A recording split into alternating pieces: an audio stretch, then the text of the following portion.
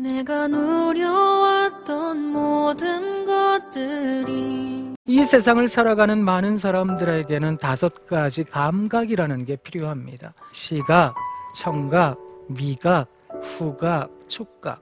그런데 그리스도인들에게는 또 다른 감각이 하나가 더 있다는 거예요. 그 감각을 믿음입니다 라고 얘기하는 거거든요. 사랑하는 여러분, 믿음은 들을 수 없는 것들을 듣는 것입니다. 볼 수 없는 것들을 보는 것입니다. 그리고 그것을 확실한 증언이라고 생각하는 거거든요. 이 믿음이라고 하는 것에 대하여 여러분들에게 가르쳐 드리기 위해서 단어 하나를 좀 말씀드려야 되는데요. 이 단어는 히브리 말로 토브라는 단어예요. 기뻐하다, 좋아하다, 선대하다, 관용하다, 안아주다. 이게 어떤 뜻인가 하면 우와, 이야 이런 뜻이거든요. 근데 이 단어가 가장 먼저 기록된 부분이 창세기예요. 창세기에서 우리 하나님께서 세상을 지으시고 보시기에 좋아하셨어요. 그때 좋아하셨다라는 단어가 이 토브라는 단어거든요. 근데 재미있는 건 뭐냐 하면 그냥 우리는 내가 원하는 대로 일이 이루어져야 이야 하잖아요. 근데 우리 하나님은 어제나 오늘이나 영원토록 동일하시다는 겁니다. 그 동일하신 하나님께서는 이스라엘이 배신하고 배반하고 자기 좋은 대로 살아가도요, 돌아오기만 하면 내가 너희와 새 언약을 지을 거라고, 돌아오기만 하면 내가 너희를 우와 토부할게, 이야 이렇게 만나줄게 하셨거든요. 언제나 우아하셨던 것처럼 성령 하나님께서는 우리 안에 내주하셔서 우리에게 우아하게 하시는 거예요. 그걸 믿음이라고 하는 겁니다. 그리고 내가 하나님께 그 풍성한 은혜를 받았다면 이 풍성한 은혜를 누군가의 풍성함으로 나눠줄 줄 알아야지요. 근데 이게 참 어려워요. 저도요, 사랑합니다 하면 제 마음에 사랑이 가득해지는 줄 알았어요. 그런데 그게 아니라는 걸 알게 되었어요. 어쩌면 사랑이라는 것은 긴 세월을 견디고 또 견디는 것. 그런데 우리 하나님이 그러셨어요. 필요 없다 여기는 존재에 대하여, 어둠이라고 생각하는 존재에 대하여 여러분은 세상의 소금입니다. 빛입니다. 그것을 말씀하셨다고요. 그렇다면 한번 해보죠 뭐. 우와 하고 이야 하고 사랑합니다 하는 거, 그 어려운 일을 해내는 사람이 믿음을 가진 사람들이거든요. 설령 지금 당장에는 오해받고 비판받을지라도 언젠가는 알아질 테니까요. 그렇게 살아내는 우리가 되면 참 좋겠습니다. 예수 앞에 나오며 세상 받으며 주님 품에 안기며 편히 지나 우리 주만 믿으며 몸으로 얻으며 평생 동안 멸류관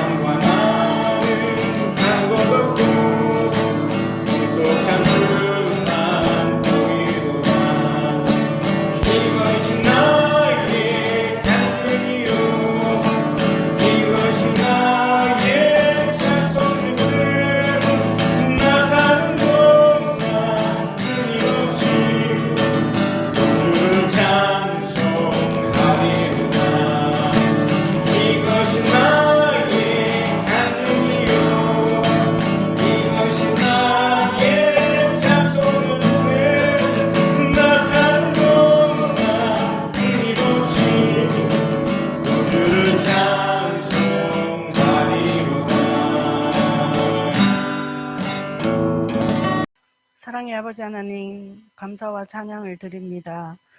코로나와 델타 바이러스로 인해 어렵고 힘든 이 시기에도 오늘도 살아 역사하셔서 복되고 거룩한 주일을 맞아 찬양과 예배의 자리로 인도해 주신 주님께 또 감사드립니다. 허락하신 이날 이 시간 주님의 온전하신 계획과 섭리대로 한 사람 한 사람 주님의 자녀로 택하여 주셔서 진실된 마음과 간절한 믿음으로 세밀하신 주님의 음성으로 오랜 기간 동안의 코로나 바이러스로 인해 고통과 어려움의 세상의 삶들을 이 소중한 찬양과 감사의 시간으로 위로받기를 기도드리며 어렵고 힘든 이때에도 희망과 소망의 끈을 잃지 않고 주님의 말씀을 다시 한번 되새기며 찬양으로 감사를 드릴 수 있는 거룩한 시간 되기를 또 소망합니다. 이 소중하고 귀한 찬양과 예배의 시간에 우리의 심령이 더 새롭게 변화되어 주님 계획하신 복음의 진리가 제자로서의 신실하고 담대한 믿음의 중심으로 바로서 믿지 않는 자들에게 본이 되는 빛된 삶의 시간들이 되기를 또 기도드리며 앞으로 주어지는 한 주간의 세상의 삶과 시간들이 주님 보시기에 기쁘고 감사한 소중한 삶으로 말씀과 기도에 힘써 우리의 몸과 영혼이 주님 중심의 삶으로 주님을 찬양하며 섬기는 예배자의 모습으로 하나님을 알지 못하는 또 이웃과 가족들에게 주님의 사랑을 흘러보내는 믿음의 백성들이기를 또 기도드립니다.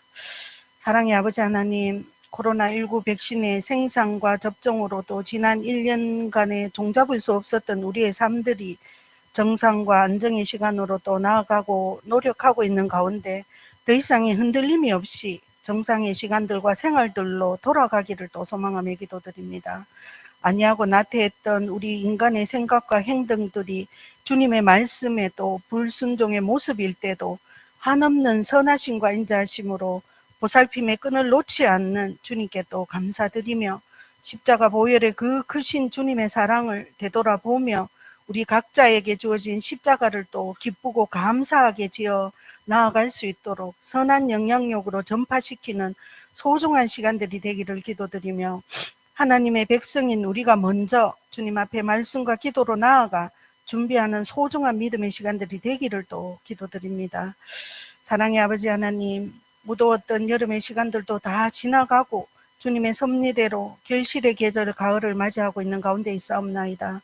우리의 생각과 마음이 오직 주님 한 분만을 향해 말씀과 한없는 은혜와 찬양과 간절한 소망의 기도들로 채워지는 온전한 감사의 시간들이 되기를 소망하며 또 이 나라의 대통령을 비롯한 나라의 모든 위정자들이 생각과 마음이 바로서게 도와주시옵기를, 또 무엇보다도 주님을 섬기는 믿음의 위정자들이 먼저 주님의 말씀과 진리에 바로서 이 나라가 정말 희망과 소망의 나라로 이어지기를 간절히 소망하며 이 땅의 모든 교회와 믿음의 백성들이 또 깨어 기도하여 주님 주신 사명을 잘 감당하고 실천하여 믿음을 가장 소중한 유산으로 받은 다음 세대들에게 오직 주님만을 섬기며 나아가 주님의 사랑과 은혜를 전파시키는 제자들의 모습이 되기를 또 기도드립니다. 어렵고 힘든 이 나라의 경제가 안정되기를, 특별히 이 울산 땅의 경기를 하루속히 회복시켜 주시어서 주님의 백성들이 다시 또 힘과 용기를 가지는 희망과 소망의 시간 되기를 기도드립니다.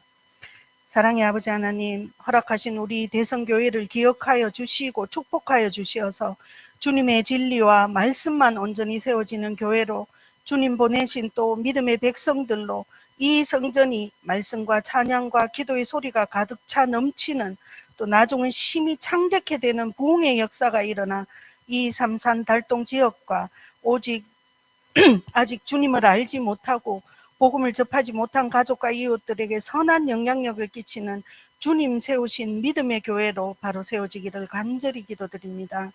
믿음의 공동체 또 가정교회로 세워주신 우리 방가방가 생명수 우린과 돈민 목장 예배가 정상적으로 이루어져 하나님의 지체들로 서로 말씀과 은혜를 나누며 주님의 말씀에 순종하며 서로의 또 중보기도로 받은 축복과 은혜를 또 세상으로 흘러보낼 수 있는 믿음의 식구들이 되기를 기도드리며, 여러 가지 또 형편과 처지로 예배 자리에 참석하지 못한 우리 대성교회 믿음의 식구들에게도 주님의 그 한없는 평안과 희망의 마음으로 함께 위로받고 세상으로 나아가기를 또 간절히 기도드립니다.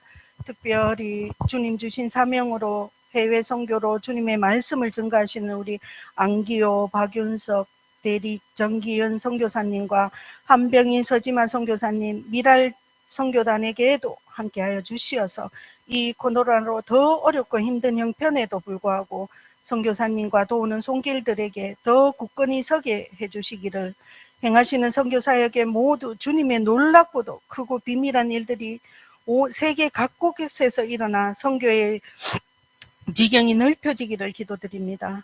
이 시간 또 우리 말씀 증가하신 우리 홍석봉 목사님의 능력의 말씀으로 때마다 일마다 주님의 평강과 은혜와 축복이 함께하여 주시옵기를, 또 영육간의 강건하심으로 이 시간 선포되는 주님의 모든 말씀이 능력과 지혜의 말씀으로 우리의 영혼과 게으르고 나태했던 우리의 삶이 주님 앞에 더 가까이 나아가는 믿음의 도구가 되어 이 한 주간 또 세상을 살아가는 일용할 믿음의 양식으로 믿지 않는 자들에게 믿음의 본이 되는 소중한 말씀의 열매가 되기를 소망하며, 기도의 무릎으로 도우시는 우리 사모님에게도 주님의 말씀과 찬양으로 위로하여 주시옵기를 소망하며, 또 교회에 보이지 않는 곳에서 묵묵히 섬기고 도우시는 손길들에게도 주님의 크신 축복이 함께하여 주시옵기를 간절히 소망하며 거룩하신 예수님 이름 받들어 기도드립니다. 고린도전서 7장 29절로 35절.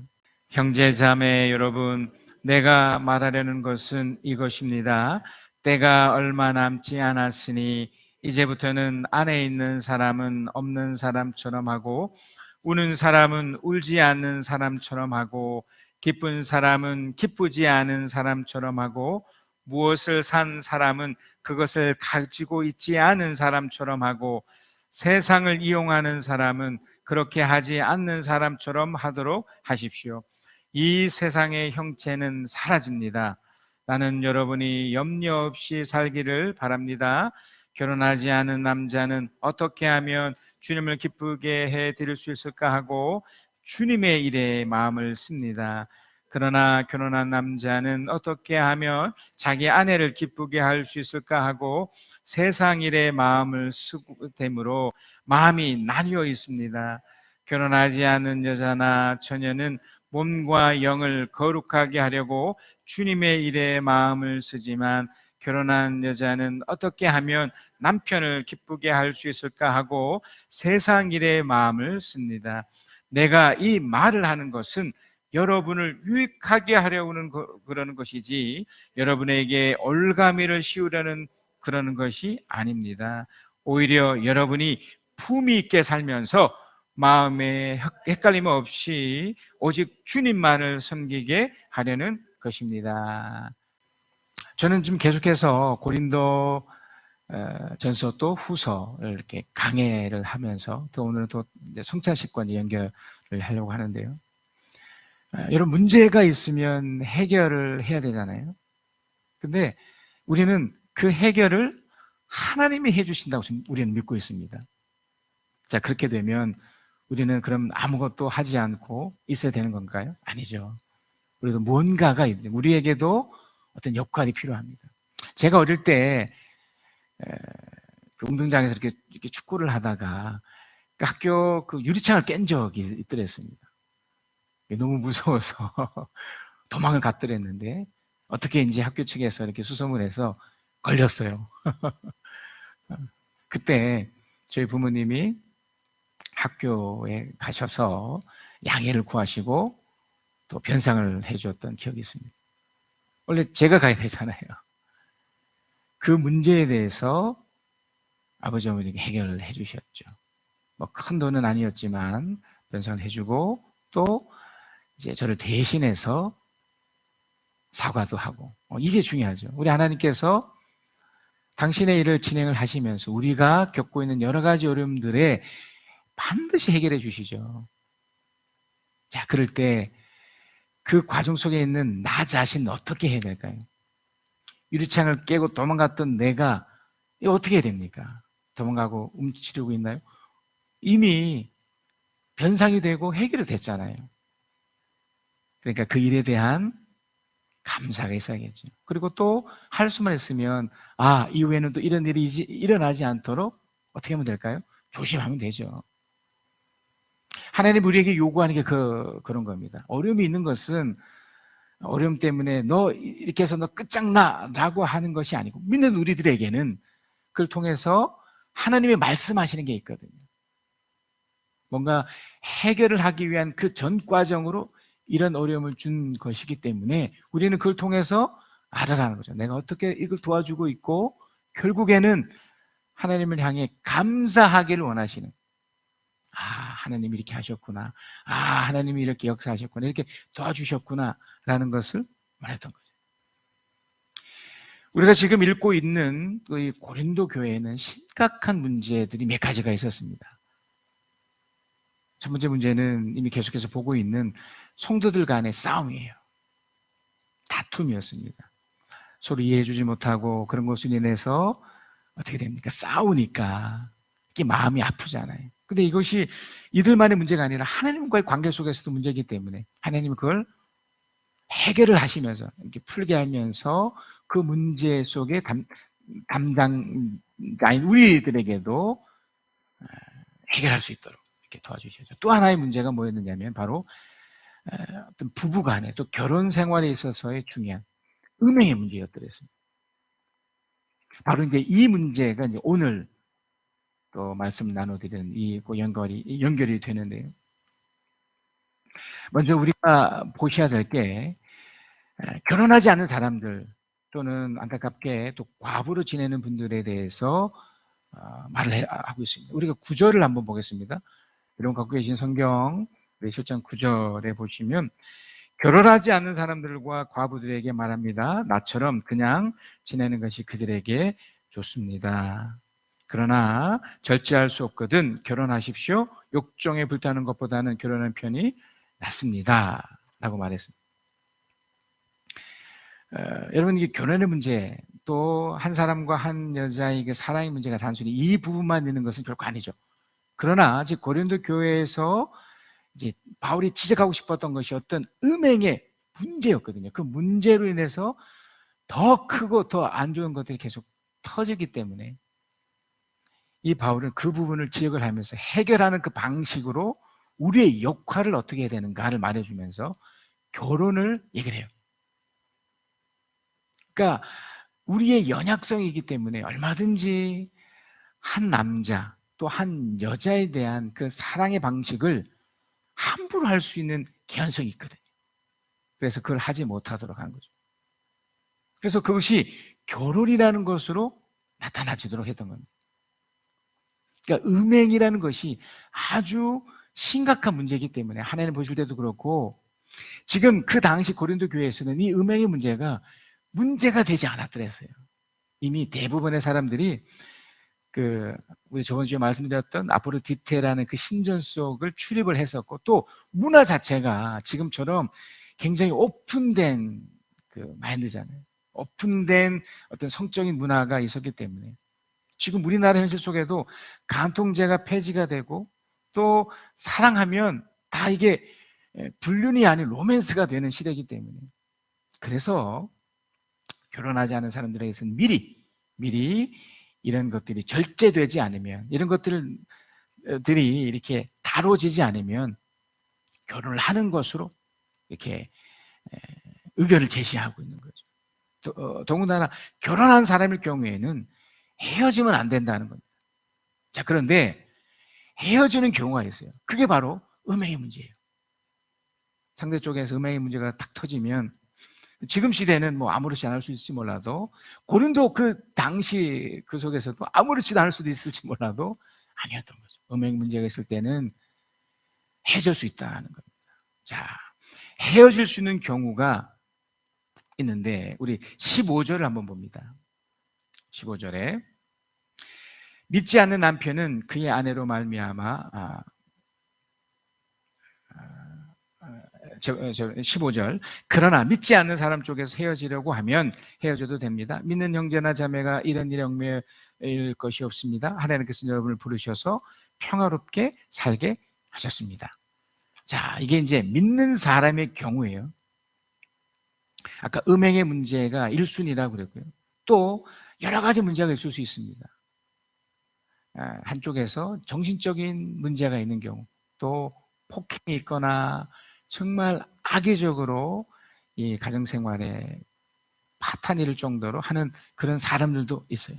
이 또 하나의 경우, 그 음행이 가장 큰 거고, 여기 두 번째로 또 하나의 경우가 뭐냐면 극단적인 종교관 때문에. 뭐 여러분도 아시겠지만 이슬람주의나 또 신천지 같은 경우는 극단적인 어떤 그 자신들만의 종교관이 있어서 이걸 믿지 않는 상대 배우자는 버려도 되는 것처럼 얘기해요. 그 가정이 다 깨지죠. 뭐 자녀들도 마찬가지고. 그러니까 고린도 교회에서도 그런 사람 부류들이 있었어요. 근데 이 모든 것들이 다 음행과 연결이 돼요. 이미 말씀드렸듯이 아포로디테 신전에 출입하는 그 사람들은 그 속에서 나타나지는, 또 신천지 같은 경우에도 될 수 있으면 이제 자기들이 믿는 사람들끼리라고 해서 그 안에서 또 결혼을 이렇게 방조하거든요. 그러니까 이것은 잘못된 결혼이 헤어지고 이것에서 했으면 좋겠다, 이런 식으로. 그러니까 성경에서 지금 말하고 있는 그 바울이 말하고 싶어 하는 것들이 이런 것들이죠. 음행이라는 문제가 아주 심각한 건데, 특히 부부로서 살아가는 그 경우에 이런 것들이 발생이 되면 헤어질 수 있다는 거예요.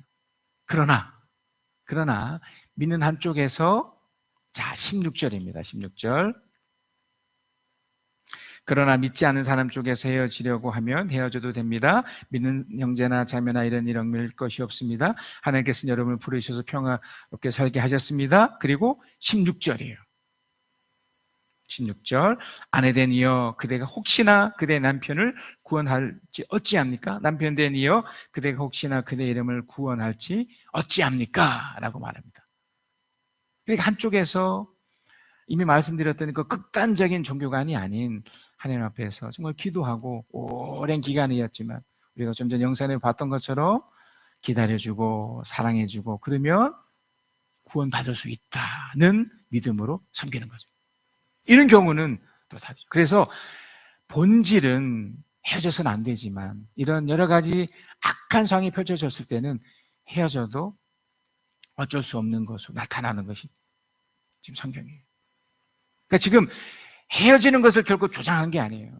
지금 우선적으로는 그 음행의 문제가 심각하게 대두되기 때문에 이 부분을 다뤄야 된다는 거죠. 자, 그래서 우리 역할입니다. 우리가 그러면 어떻게 살아야 될지가 나오잖아요. 우리 어떻게 살아야 될지가, 그 첫 번째는요, 분수대로 살게요. 자신이 어떤 처지에 있는지를 알고 사는 거죠. 여러분, 우리의 정체성은 하나님의 사람입니다.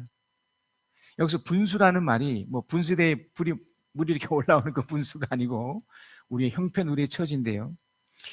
하나님의 사람으로서 우리가 알맞는 정도가 있습니다. 우리에게 분명 한계가 또 있지만 하나님의 사람으로서의 어떤 상식적인 정도라는 게 있거든요. 고린도 교회 그 당시에 그 성도들에게도 나름대로의 어떤 자신의 처신이 있었어요. 자신의 모습이 있었습니다. 하나님의 모습이 있었습니다. 보통 두 가지였는데, 그러니까 음행이라는 이런 삶의 모습 이전에 자신들이 갖고 있는 좀 못난 두 모습이 있었습니다. 하나는 그 당시 할례를 받은 것에 대한 자부심이 있었죠. 마치 지금 시대에 부모님이 이제 교회를 다니시니까 이제 나도 이제 교회를 다닌다는 것이죠. 그래서 뭐 그렇게 자기 신앙이 그렇게 뭐 좋지 않아도 부모가 믿으니 뭐 그렇게 나를 위해서 기도해 주니 뭐 된 것처럼 여기는. 그래서 교만할 수 있어요. 무슨 말이냐면 나는 함부로 살아도 돼, 이런 개연성이 있거든요. 또 하나는 반대죠. 나는 할례를 받지 못했어, 나는 아무것도 아니야, 그러면서 스스로 이제 열등감에 빠지는 경우죠. 이 두 부류 모두가 하나님의 사람으로서의 정체성을 잃은 거죠.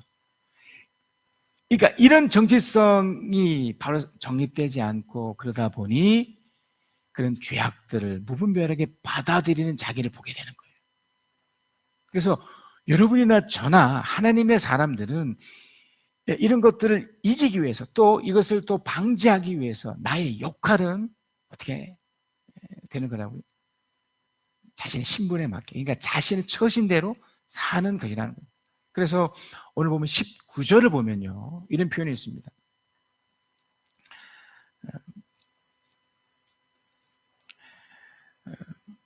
할례를 받은 것이나 안 받는 것이나 그것은 문제가 아니고 하나님의 계명을 지키는 것이 중요합니다. 정체성 중에 하나님의 말씀을 따르는 것이 중요하다. 하나님 사람답게 사는 것이 중요하다라고 얘기를 하죠. 자, 그러면서 구체적으로 오늘 본문 이야기가 나와요. 아직 결혼하지 않은 사람들을 향해서 또 혼자 된 사람들에서,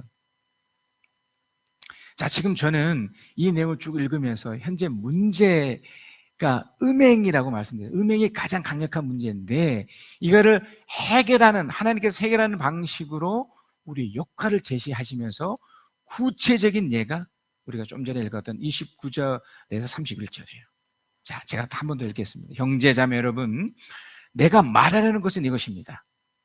때가 얼마 남지 않았으니 이제부터는 안에 있는 사람은 어느 사람처럼 하고 우는 사람은 울지 않은 사람처럼 하고 기쁜 사람은 기쁘지 않은 사람처럼 하고 무엇을 산 사람은 그걸 가지고 있지 않은 사람처럼 하고 세상을 이용하는 사람은 그렇게 하지 않는 사람처럼 하도록 하죠. 이 세상 형체는 사라집니다. 우리의 정체성이 보다 더 우선이라는 거죠. 음행이라는 것이 이렇게 공격이 왔었을 때 하나님의 사람으로서 나의 정체성이 딱 확고히 있으면 이 음행을 물리칠 수 있어요. 그러나 그렇지 않은 경우에는 이렇게 돼요. 하나님의 사람의 정체성으로서 이제 우선적으로 생각해야 될 것이 무엇이냐면 이 세상은 심판이 임한다는 거예요.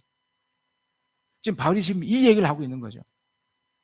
지금 뭐 부부관계 뭐 이런 것들이 뭐 잘못해서 틀렸어 뭐 이런 것도 지금 지적하고 있지만 보다 더 중요한 거, 음행을 또 저질렀을 때 피하지 않았을 때, 이런 공격이 왔었을 때 그냥 방치해 두었을 때 심판이 있다는 거예요.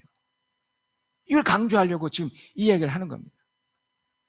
특별히 아직 결혼하지 않은 사람들을 향해서, 또 안타깝게 혼자 된 분들을 향해서 이 부분을 더 지적하고 싶었던 거죠. 그래서 32절 34절에 계속 이어서 이렇게 얘기를 합니다. 나는 여러분이 염려 없이 살기를 바랍니다. 결혼하지 않는 남자는 어떻게 하면 주님을 기쁘게 해드릴 수 있을까 하고 주님의 일에 마음을 씁니다. 그러나 결혼한 남자는 어떻게 하면 자기 아내를 기쁘게 할 수 있을까 하고 세상 일에 마음을 쓰게 되므로 마음이 나뉘어 있습니다. 이게 중요해요. 마음이 나눠져 있다는 거예요. 결혼하지 않은 여자나 처녀는 몸과 영을 거룩하게 하려 주님의 일에 마음을 쓰지만 결혼한 여자는 어떻게 하면 남편을 기쁘게 할 수 있을까 하고 세상 일에 마음을 씁니다. 여러분, 어떻게 보면 이게 나쁘다라고 생각이 안 들잖아요. 왜냐하면 내가 남편을 위해서 또는 아내를 위해서, 그러나 그 과정 속에 사탄이 중간에 침투할 수 있어요. 자신의 1순위 되는 그 정체성이 하나님과 관계를 생각하지 않을 때 아무리 남편을 섬기고 아무리 아내를 섬긴다 하더라도 사탄이 침투할 수 있어요. 왜냐하면 우리에는 연약성이 있기 때문에, 우리의 한계가 있기 때문에. 저도 자신할 수 없습니다. 목회자고 늘 하나님 앞에 선다 하더라도 이 정체성, 이 내 분수에 맞는, 내 처신에 맞는 이 삶을 살아내지 않으면, 이 우선순위를 두고 살지 않으면 저도 아내를 사랑하다가도 눈이 돌아서 딴 여자의 마음을 줄 수 있습니다. 그 대표적인 사람이 다윗이잖아요. 여러분 기억하시나요? 솔로몬이었잖아요. 여러분 기억하시나요? 그들은 아내 때문에, 그 여자들 때문에 망한 게 아니에요. 그들이 그들에게 마음을 빼앗, 우선순위를 놓쳤기 때문에. 그래서 바울은 혹시 이 부분을 오해할까봐 바로 35절입니다. 오해할까봐 35절의 말씀을 했던 거죠. 우리 35절 말씀 함께 읽겠습니다. 시작. 내가 이 말을 하는 것은 여러분을 유익하게 하려고 그러는 것이지 여러분에게 올가미를 씌우려고 그러는 것이 아닙니다. 오히려 여러분이 품위 있게 살면서 마음에 헷갈림 없이 오직 주님만을 섬기게 하려는 것입니다. 품위 있게 살길 원했다는 거죠, 주님은. 바울도 지금 이걸 지적하고 싶은 겁니다.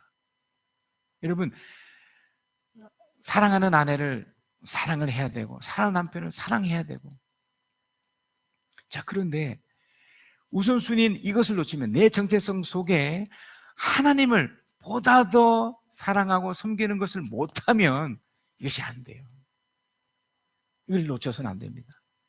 그래서 여러분, 세상에서 하나님과 관계가 이렇게 잘 되지 않은 채, 내가 하나님의 사람으로서 그 정체성이 합립되지 않은 채 아내를 사랑하고 남편을 사랑할 수가 없습니다. 그건 다 가짜 사랑일 수밖에 없어요. 왜 그럴까요?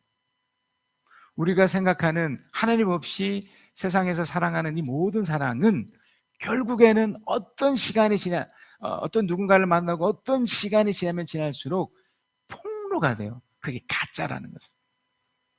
제가 저번 주에도 그 암몬의 이야기를 얘기해 드렸잖아요.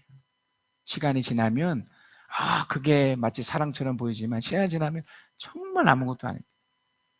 여러분이 이렇게 실험할 수 있는 좋은 게 있어요. 여러분이 이전에 누군가를 혹시 이렇게 짝사랑했던 거 기억나시나요? 한번 가물가물 하신 분도 있을 거고, 아니면 좀 더 쉽게 여러분 길거리에 지나가는 어떤 남자가 됐든 여자가 됐든 마음을 한번 줘보세요. 마음을 주는 게 어렵지 않아요. 그냥 내가 저 사람을 좋아해야지, 사랑해야지 이렇게 해보는 거죠. 근데 그게 계속 지속되면 좋잖아요. 근데 제가 장담은 하지만 결코 지속이 안 됩니다. 그냥 지나가는 거죠.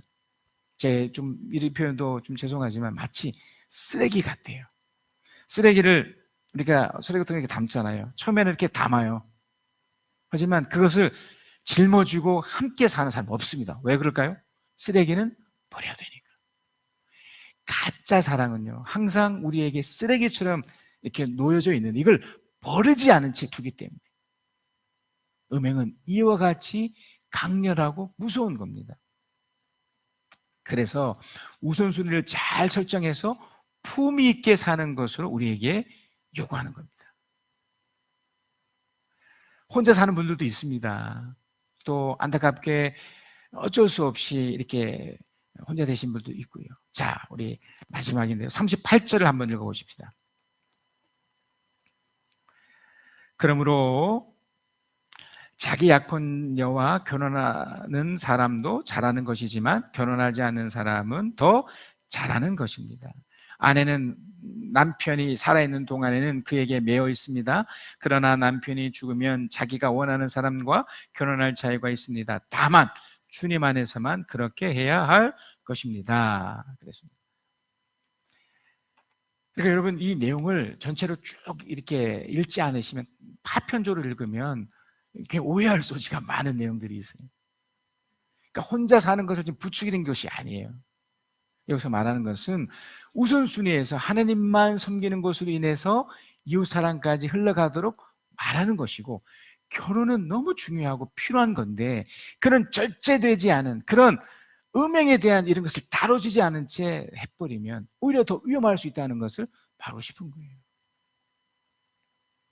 여러분, 마음에 헷갈리시면 안 됩니다. 절대 놓쳐서는 안 됩니다. 우리는 하나님의 사람들입니다. 우리는 절대로 하나님을 이렇게 잊어버리고 하나님을 놓치고서 살 수 없는 존재라는 것을 명심하세요.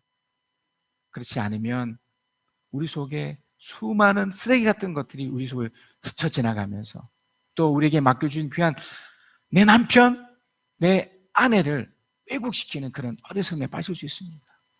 그래서 여러분, 마음에 헷갈리지 마시고 정말 하나님의 사람답게 사십시다. 오직 하나님만 섬기시고, 그러면 사랑하는 아내를 또 사랑하는 남편을 사랑하고 섬길 수 있습니다. 그래서 아내를 사랑하십시다. 남편을 사랑하십시다. 소중한 사람들을 사랑하십시다.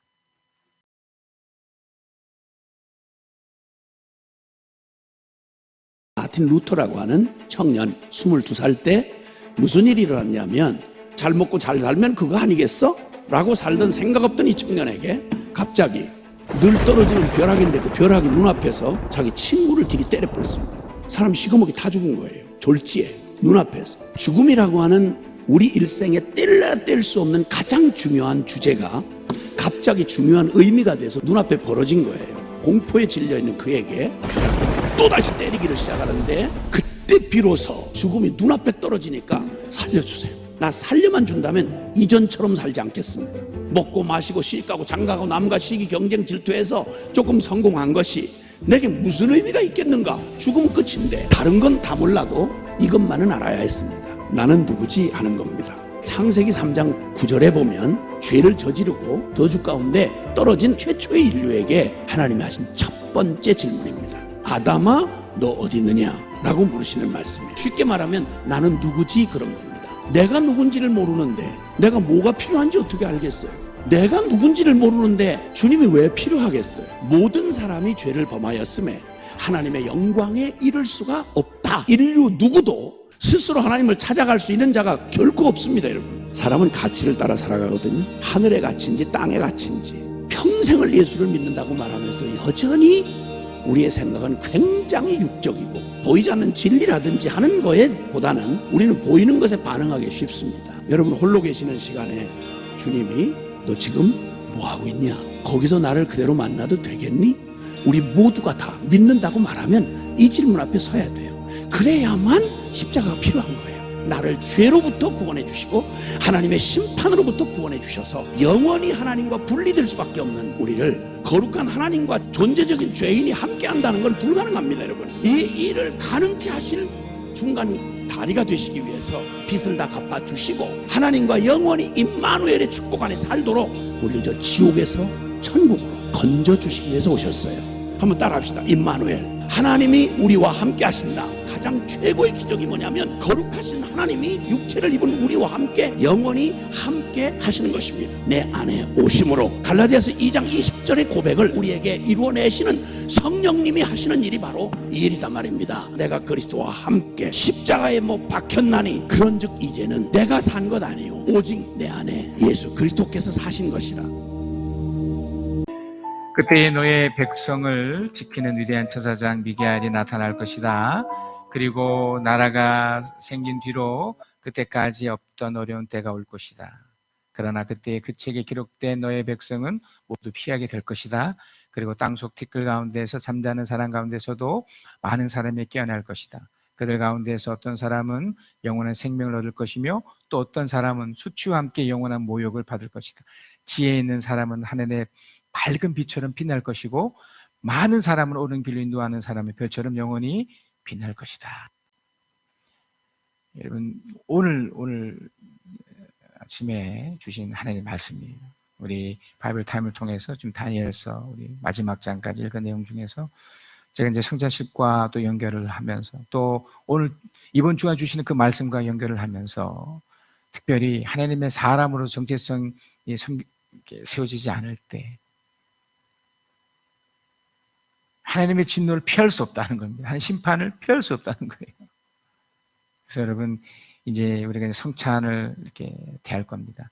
하나님의 사람으로서 가장 중요한 행위 중에 하나입니다. 이것을 사는 이유는 하나님이 나에게 하셨던 것을 기억하기 위해서요. 오늘 그 말씀처럼 오직 주님만 섬기기는 1순위를 하기 위해서. 다니엘서 12장 9절에서 13절입니다. 그가 말하였다. 다니엘아 가거라. 이 말씀을 마지막이 올 때까지 은밀하게 간직되어 감추어질 것이다. 많은 사람이 깨끗해질 것이다. 그러나 악한 사람들은 이해하지 못하고 계속 악해질 것이다. 지혜 있는 사람들만이 이해할 것이다. 날마다 드리는 제사가 없어지고 혐오감을 준 흉측한 것이 세워질 때부터 1290일이 지나갈 것이다. 1335일이 지나가기까지 기다리면서 참는 사람은 복이 있을 것이다. 너 다니엘아, 너는 끝까지 신실하여라. 너는 죽겠지만 끝날에는 네가 일어나서 내게 돌아올 보상을 받을 것이다. 아멘. 여러분, 이 성찬식 안에 하나님을 경험하고 누리시기를 그리스도로 축복합니다. 주 예수 그리스도께서 잡히시던 날 밤 떡을 가지고 축사하시고 제자들에게 떼어주신 주님, 주의 분부하심에 따라 나도 이 떡을 나눠 드리고자 하오니 십자가를 또 묵상하며 거룩한 이 성찬에 참여합니다. 이것은 너를 위하는 내 몸이니 이것을 행하여 나를 기념하라고 하신 주님, 이제 우리가 주님의 뜻을 받들어 이 거룩한 성찬에 참여하오니 우리를 긍휼히 여기시고 이 떡을 나눌 때 주님의 몸을 대함같이 신령한 은혜가 넘치게 하시고 참여하는 자들에게 생명의 능력과 확신과 축복으로 임해 주시옵소서. 거룩한 떡으로 임해 주시옵소서.